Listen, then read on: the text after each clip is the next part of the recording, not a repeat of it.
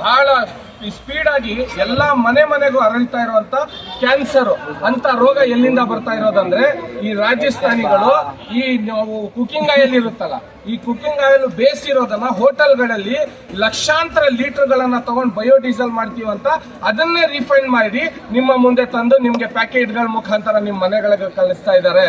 ಇದನ್ನೆಲ್ಲ ಹೇಳಿದ್ರೆ ನಾವು ತಪ್ಪು. ಇದನ್ನ ಫಿಸೈ ಅವರು FCO ಅಂತ ಹೇಳಿ ಒಂದು ಸಂಸ್ಥೆ ಕಟ್ಟಿ ಅದ್ರ ಮುಖಾಂತರ ಹಗರಣ ಮಾಡಿ ನಾವು ತಿಂತಾ ಇರುವ ಅನ್ನಕ್ಕೆ ಮಣ್ಣು ಹಾಕಕ್ ಹೊರಟಿದ್ದಾರೆ.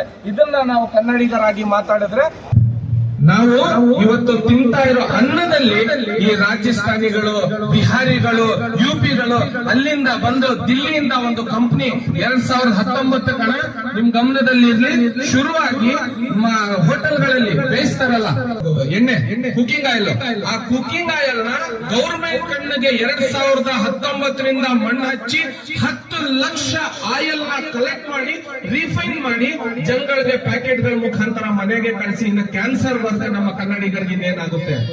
ಈ KFC ಅವರು ಏನೋ ನಮ್ಮ ಈ ರಾಜ್ಯದವರ KFC ನಡೆಸೋರು ಇದೆಲ್ಲ 500,000 ರೂಪಾಯಿಗೆಲ್ಲ ನಮ್ಮ ರಾಜ್ಯದಲ್ಲಿ ಬಂದು ನಮ್ಮ ರಾಜ್ಯದ ಮಣ್ಣು ತಿನ್ನೋ ಕೆಲಸ ಅಂತ ಮಾಡ್ತಾ ಇರೋದು ಇವರೆಲ್ಲ.